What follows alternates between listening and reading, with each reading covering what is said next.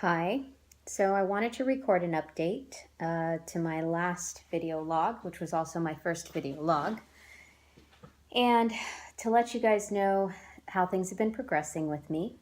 Um, let's see, I think my last update was back in November. At that time, I was going for a lumbar puncture. So the results of the lumbar puncture came back technically normal, but I had elevated protein, very mild elevations of protein. I didn't have any bands, which is what they look for in the lumbar punctures, which would indicate fragments of the myelin sheath floating around in the cerebrospinal fluid. Given that my symptoms are still very early, this doesn't surprise me. It seems to be in line with the Robin-Virchow spaces that they found in the left hemisphere of my brain. And I think I'd mentioned this in the last video log. Robin-Virchow spaces in a 40-year-old with no hypertension and no Alzheimer's can be a sign that there is some neuroinflammatory condition going on. And my issues with running, started in the fall of 2015. I started to notice balance problems, difficulty running on the treadmill, feeling like I was running drunk or buzzed. So as of the last 2 weeks, it's slowly been getting worse, but the last 2 weeks have been really hard. So the last 2 weeks, my walking has been getting crazy, to quote another MS patient. And the best way I can describe it is my legs feel weak and jerky and uncoordinated, and the knees tend to catch and release. It's worse when I'm tired, and I'm more off balance. So I may lean on things as I'm walking for support. Going up a flight of stairs, my pace slows to what, in my nursing judgment, I would equate with a 60-year-old person. And given the fact that I work out, 5 to 6 days a week, and I still try to do that, and I lift weights and I walk uphill, that's really shocking to me, to feel how hard it is on an incline or going upstairs. PT eval was also done, and he saw the same things. And when he asked me to walk on the treadmill without holding onto the side rails, I started lurching from side to side with the steps to compensate for the balance. And when he asked me to walk in a straight line and turn my head from side to side, I was also off balance and lurching from side to side. I saw the neurologist again in November, and she said that I had deteriorated, and that's why she ordered the lumbar puncture. In the prior video log, I had reported that my thoracic spine MRI was negative, and that's per the verbal report that was given to me. Interestingly enough, when I looked at the actual dictated radiologist's report, it said that there could possibly be a small area of demyelination on the thoracic spine, but that there was a lot of artifact. And all of this seems lined up to me in my own judgment with the fact that this is very, very early. I would love to sit here and tell you that I think it's recurrent remitting MS, but since the onset of the first symptoms, which were a clawing up of the toes and incredible tendon tightness in the feet, that was in 2011. Since then, there's been no remission of those symptoms. There's never been a day when I'm symptom-free. And if anything, the tendon tightness has become my primary archenemy. So every day when I go to the gym, I stretch, because the tendon tightness now runs from my feet into the ankles, up the calves, into the hamstrings. And if I don't stretch, then my gait starts to get much worse, and I start to have more hip pain from the altered gait. And I start to get more muscle cramps, really bad Charlie horses in the inner thighs, in the calves, in the feet. And on the flip side, when I do stretch, I also get the Charlie horses.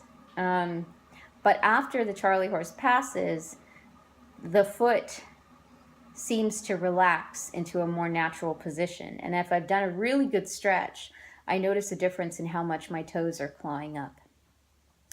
So, in my layperson's judgment, fighting the tendency of my body to contracture into this abnormal spasticity is key to maintaining mobility. And so I intend to keep doing it. The other issue I want to quickly mention today is the fatigue, and this has been talked about by other people. I've always been extremely, how should I say it, a go-getter, a busy person. And I've worked 30 days in a row. I think it was like a year ago, And so I understand physical fatigue. This type of neurological fatigue is really different. I am finding that if I am not rested, my gait goes very crazy. A lot more problems with the legs giving way, catching and releasing, losing balance. I also have a problem with word finding when I'm really tired. And given that I present a lot to high-level people and executives, this was a big concern for me because my morning meetings, I was usually okay, but by the afternoon meetings, I was really struggling. Now, for the last 3 years, I think I've had a slow onset of these fatigue type symptoms that I was kind of ignoring.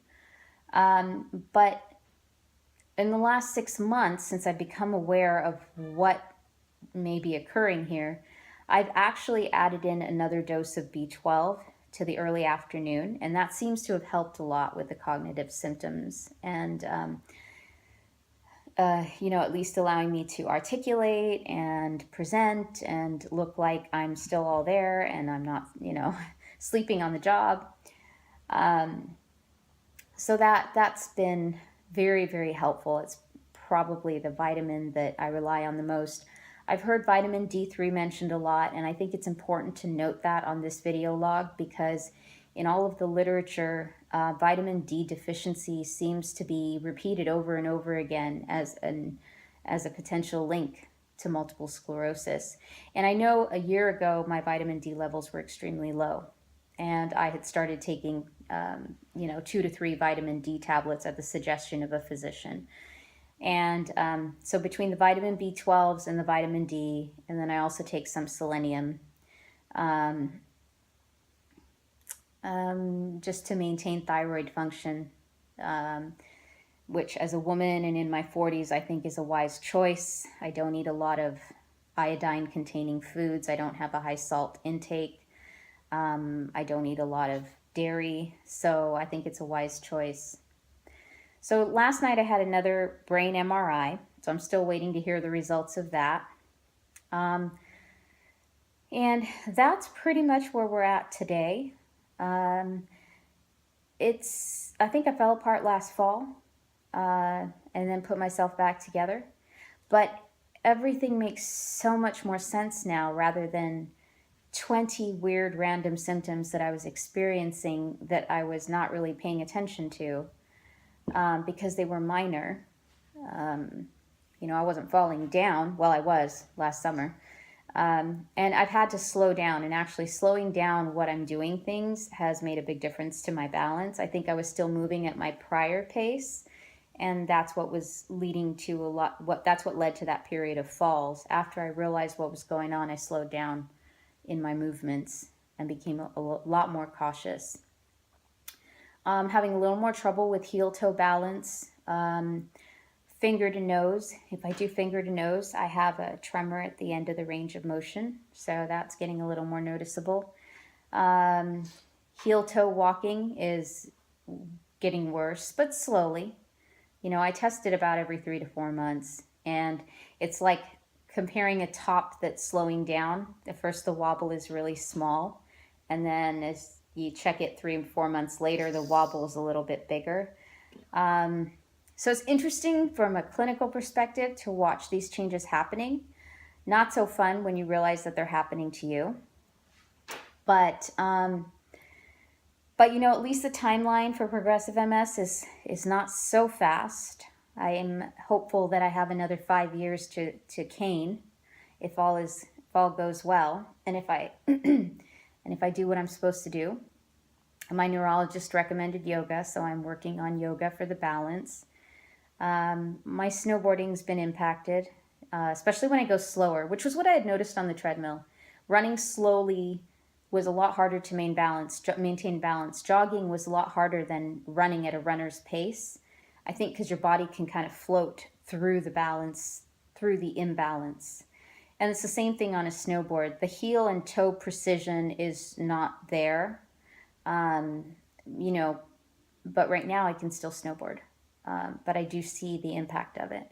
So I'm going to snowboard as long as possible. And then we have a great disabled sports team at Mammoth Mountain, which is, I'm in California.